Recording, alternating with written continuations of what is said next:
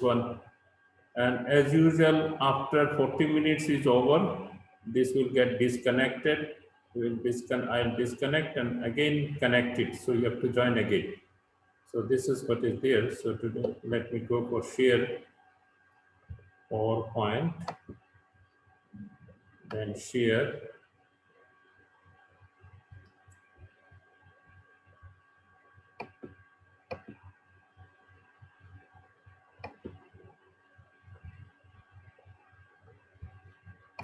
Can you see the screen? Yes, sir. Yes, sir. All right. So this is what we had done last time. Last time we started with this one, interconversion of projection structures, Fisher to wedge structure. This is what we had discussed last time. So I'm not spending time on this. Now we come to, let me take my pen also. This is what is there, pointer. And this. So I'll next we'll be doing from Sohort's Fisher projection to Newman's projection. Now, what is written here? Just see. Fisher projection means it will have. We are considering two carbon atoms because Newman's projection can represent only two carbon atoms. So here, suppose we have got two carbon atoms, one carbon atom at the bottom and another on the top in the Fisher projection. So what is written here, the Fisher projection, we consider the front carbon, and we have got front carbon is represented by this way, and back carbon is represented by this carbon atom, something like this. So the edge of the carbon bond, CH bond or other C bond is visible here like this. So that is it. So this is the front carbon and the back carbon is represented by the circle. Okay. So what is done? They consider as the bottom carbon. That means this one. This carbon atom is considered as the front carbon. So that will be represented by this. And designated as C1. Upper carbon is the back carbon designated as C2. So this is what we have to see. And another thing that is there, both the carbon C1 and C2 in Newman's projection represented in as Y shape. Y shape. So, this becomes the bottom carbon. Suppose this is the two carbon atom bonded to carbon number 2 A, B, C. Carbon number 1 is bonded to D, E, F, and this whole group. Okay, and this is the carbon-carbon single bond that is there between this. Now, carbon number 1 is bonded to three atoms, three groups, F, D, E, F. So they will be represented by Y shape. Carbon number 2 is also represented as Y shape. But in the Y, this will go on the right hand side, this will be on the left hand side, but this time this will go down because Y is having this. This is your Y. Okay, so this will go down. After that, what you have to do, simply connect it.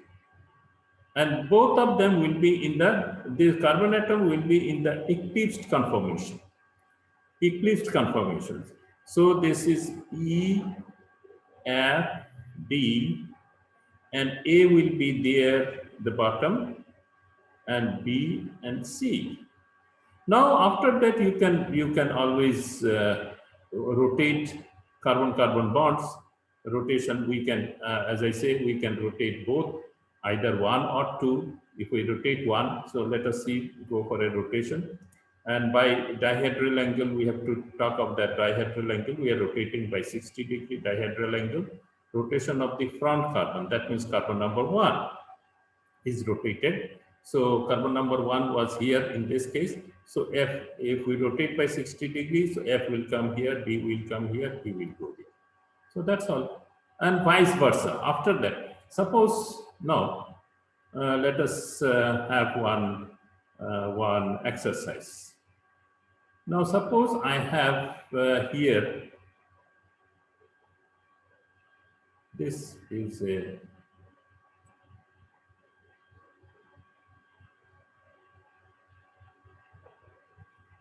this is A, B, C, and this one is D, this is D, E, F.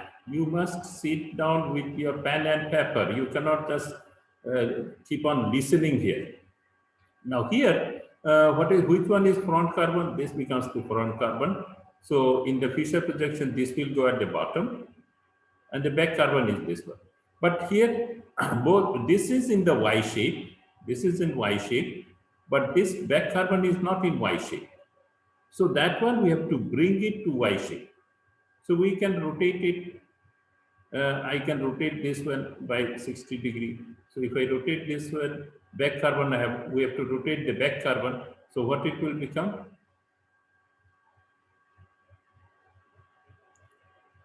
This is already there. C1 we are not rotating. So this is C, B, A. But when I rotate the back carbon atom, that also come as eclipsed conformation. So what is that? Now E was here, so E will come here, so this becomes E. F was here, so F will go here, so F is here. And then A was here, so sorry, D was here, so D will come here, so D becomes this. Now, what will be the Fisher? Now it is Fisher is very simple now. What will be the bottom carbon? This will be C, this will be B, this will be A, right? And back carbon atom is here on the top. So what will be right hand side? It will be D. Left hand side will be F. And top will be E. Yes or no? Got it? Yes, yes, Yes, sir. sir. Now, I can rotate the other way also. Instead of rotating this side, I can rotate the other side also. That time the position will change. But whatever we are doing is not wrong. That we can understand only when we take the configuration. So configuration, that time again, that these things will come up. You can just check it. Now we go to the, once you know Newman's Fisher is exactly the same. Sorry, not Sawhorse is exactly the same. Here also we represent by Y shape, 1 and 2. The 1 is at the bottom, written at the bottom. This will be on the top. So this is 1 is B, F, E, and this will be your A, B, C. Now in Newman's projection, they were just written. Here you have to just connect them by a bond. So this bond is visible here. So what do you get? You get this way. This one, right? You are connecting them. This is, and this becomes eclipse conformation because they are facing each other. They become eclipse. We can rotate also. If we rotate C1, we are telling that we are rotating C1 clockwise. So it becomes this one. I think that is okay.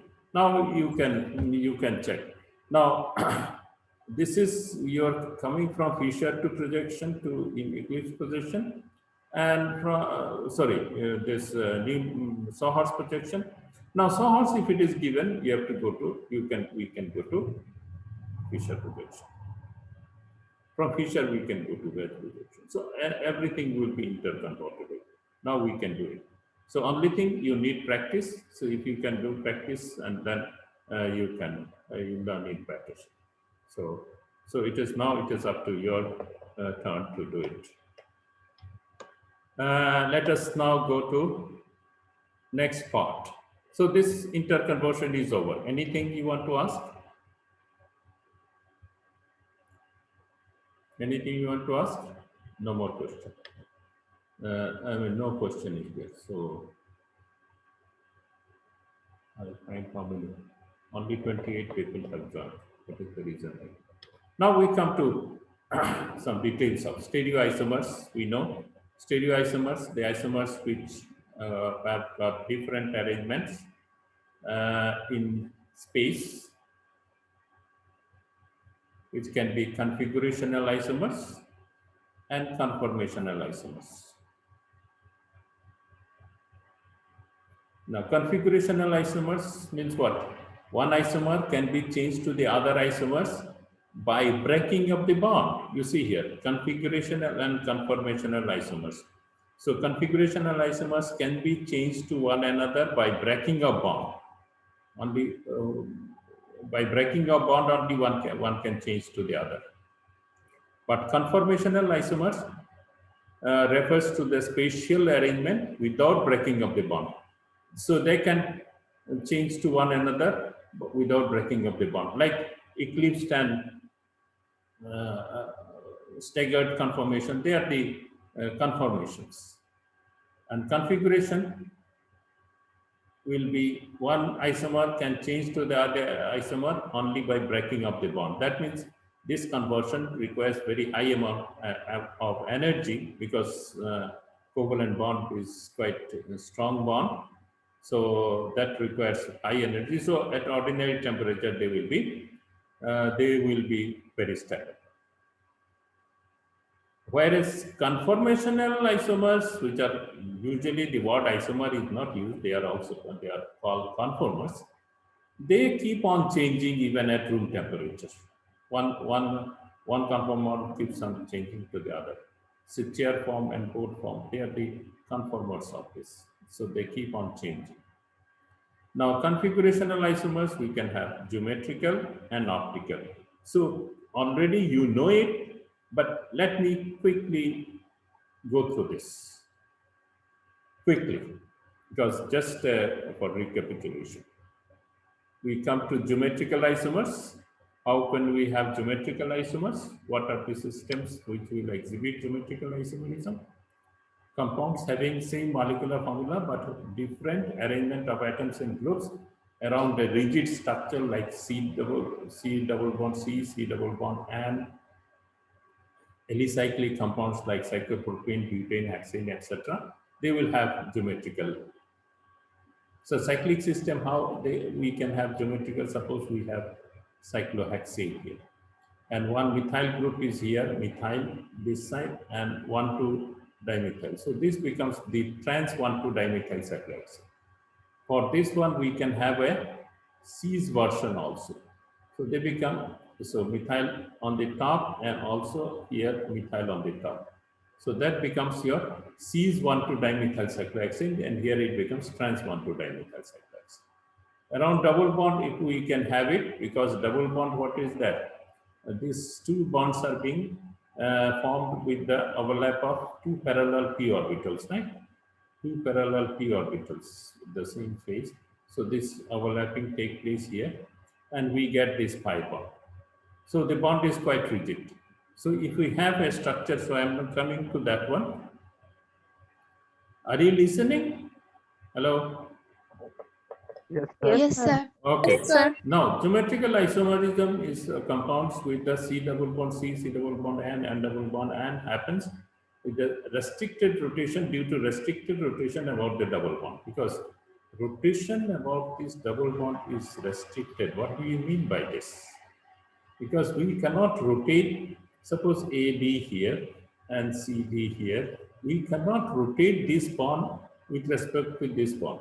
What will happen? Because once we rotate means what? This bond is formed, a pi bond is formed, this bond is, one bond is sigma bond, another bond is pi bond. But pi bond is formed by the parallel overlapping of the p orbital, right? Now, once you rotate this carbon atom, what happens? The carbon atom, this p orbital becomes perpendicular to this. So there will not be any overlapping. That means bond will break. So the bond will break. Breaking a bond requires energy. So that will require an energy, how much? Energy of the pi bond. That is about 60 to 65 kilocalories per mole. 60 to 65 kilocalories per mole. That much of energy will be required. So that energy you don't get at room temperatures. So only when you heat it strongly, that time this can happen, but otherwise not. But how do then isomers are obtained? So what is that isomer? Let us see this. An alkene of this type, if we just come to alkenes of this type, that means this carbon atom has to be bonded to two different groups, AB or CD, or AB and AB also.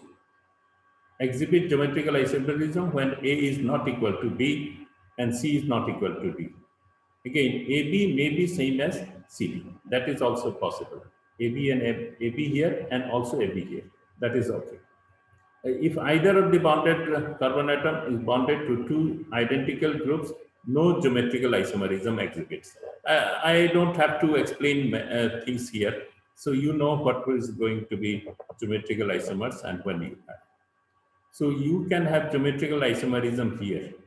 A, B, C, D, A, B, C, D. Here, one arrangement we can have A and B, C and D. That means A is same side of C, and here A is opposite of C, across C, right? So here, so one example is this one. This is, and this one is the other example, and they have got their names. We can have all these four different groups. This is CH3, this is Br, this is CH2OH, this is Cr. One arrangement is this, where say CH3 and Br on the same side of the double bond, and here CH3 and Br on the opposite side of the double bond. So that is going to be another, this example. That means all four bonds can be different. Two of them are two. Okay.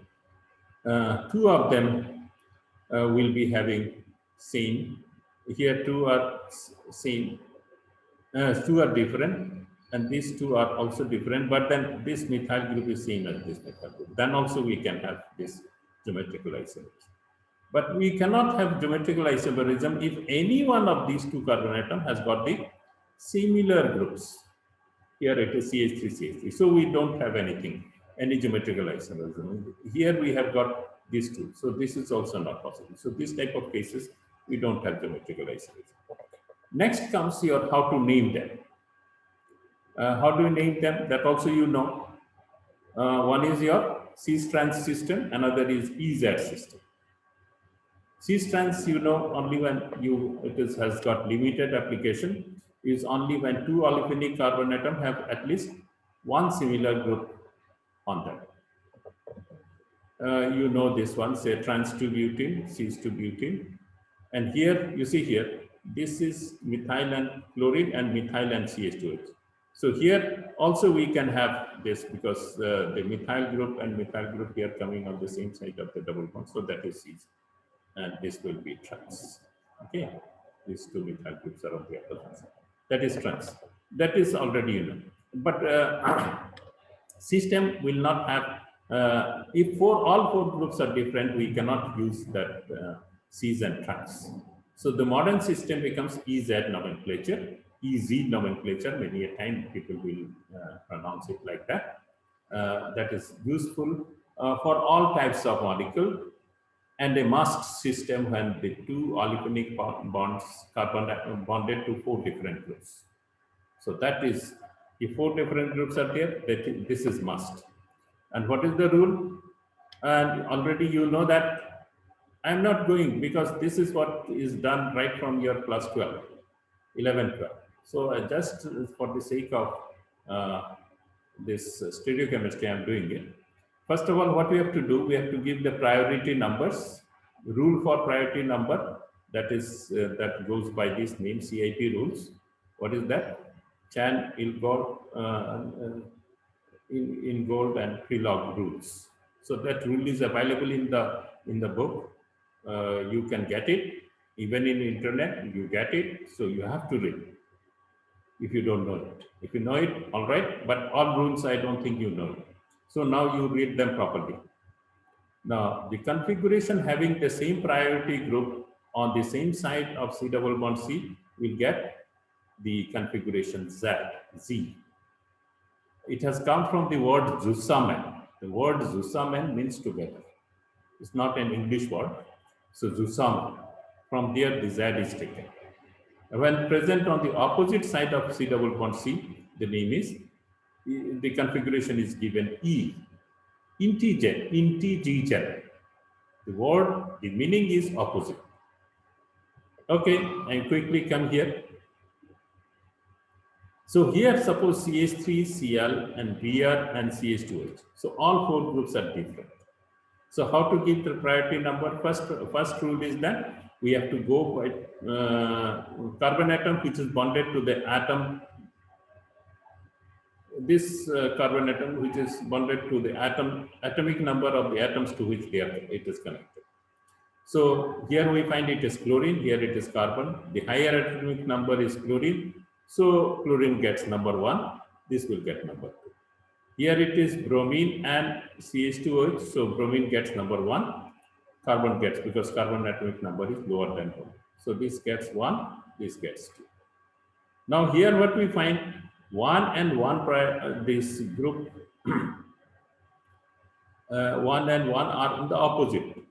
So we are left with 10 minutes on this session. 1 and 1 on the opposite side, so this gets E, integer. When the 1 and 1 are on the same side and 2 and 2 also same side, that time we got it. Even the one which we otherwise named as cis trans can also be given. So here cis-2-butene, this is trans-2-butene is given as, what is that? This is 1, this is 2, this is 1, this is 2, they are in the opposite, 1 and 1 opposite, 2 and 2 are opposite. So this gets E and this gets Z. Okay, I think you should not have problem. That is also with for Cn, C double bond N double bond N, this rule can be applied. You read it, it is not at all difficult. And physical properties, geometrical isomers differ in physical properties.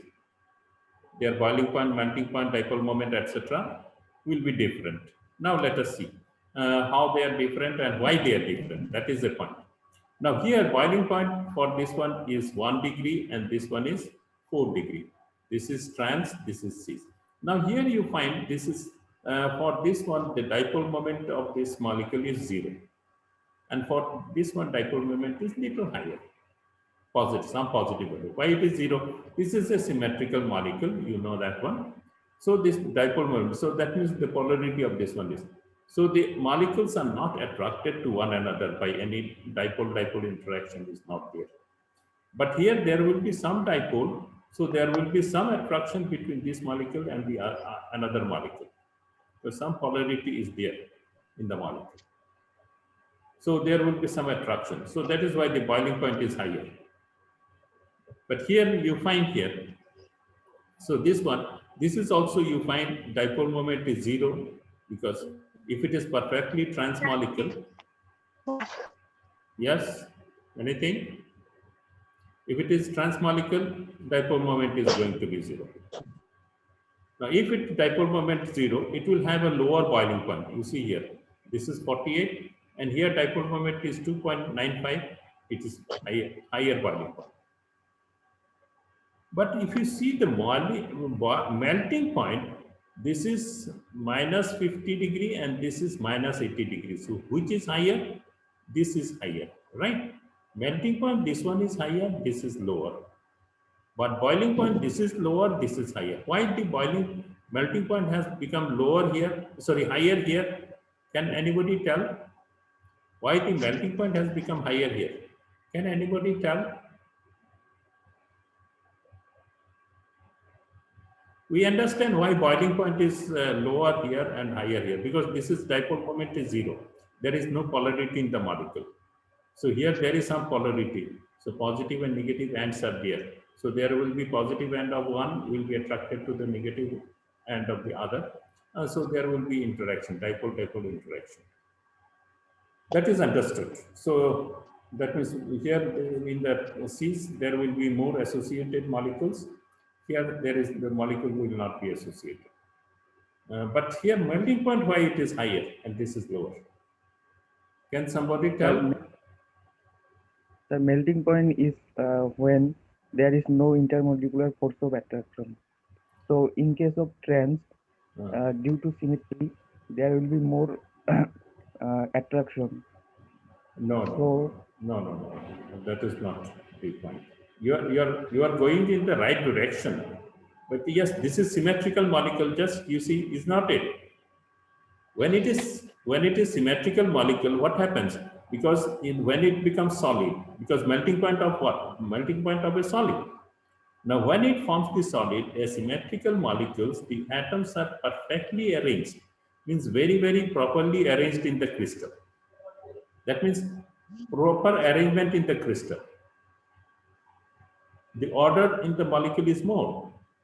And here, because that is not symmetrical, so they are not properly arranged. Somewhere, some crooked. That means when something is very much ordered, what it is what? This is very stable, and this is less stable. So very stable means you require more energy for it breaking down. Here you require less energy for breaking down. So that is why the melting point here it is less, and here it is more. I think you got my point. Hello. yes, Yes, sir. Okay. Yes, Now, sir. okay. For the first session, we are left with 5 minutes, less than 5 minutes. We'll start with optical isomerism. Let us, because it is going to be new, at least a new one, and so let us disconnect here and connect, so that we start with the new topic, with the new what is called link. So I end the class, you immediately join after I just give you the link. I mean connect it. Okay? Understood?